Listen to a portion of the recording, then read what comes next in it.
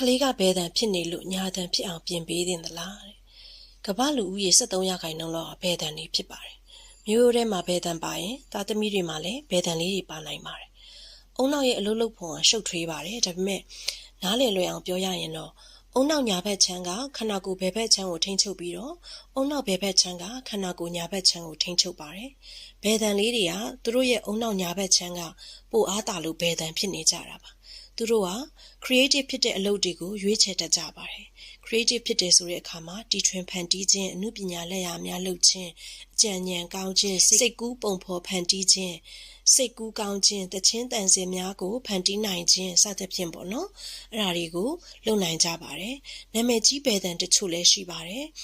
Albert Einstein တို့ Mother Teresa တို့ Helen Keller တို့နောက်တစ်ခုကMarilyn Monroe တို့နော် Keanu Reeves တို့Celine Dion တို့ Eminem တို့ Kurt Cobain, Oprah Winfrey, Bill Gates နော် Steve Jobs, Obama စသဖြင့်အမျိုးမျိုးရှိတာပေါ့နော်အများကြီးရှိတယ်ကလေးကိုဘာလို့ညာတန်ဖြစ်စေချင်တာလဲလို့တချို့မိဘတွေကိုမေးမယ်ဆိုလို့ရှိရင်ရေရအဖြစ်လည်းမရှိကြပါဘူးလူတော်တော်များများ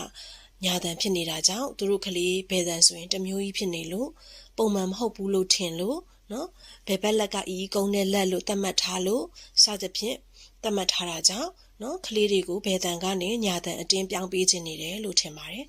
ကိုယ်တိုင်ပဲအာသာရညာလက်ကနေဘယ်လက်ကိုစာပြောင်းရေးကြည့်ပါဦးနော်အဆင်မပြေဘူးမဟုတ်လားနော်ကလေးလေးတွေအနေနဲ့လည်းသူတို့အာတန်ရာကနေအာမတန်တဲ့လက်ကိုပြောင်းရေးခိုင်းတဲ့အခါမှာရုန်းကန်ရပါတယ်မလိုအပ်တာတွေကိုမရုန်းကန်ခိုင်းပဲနဲ့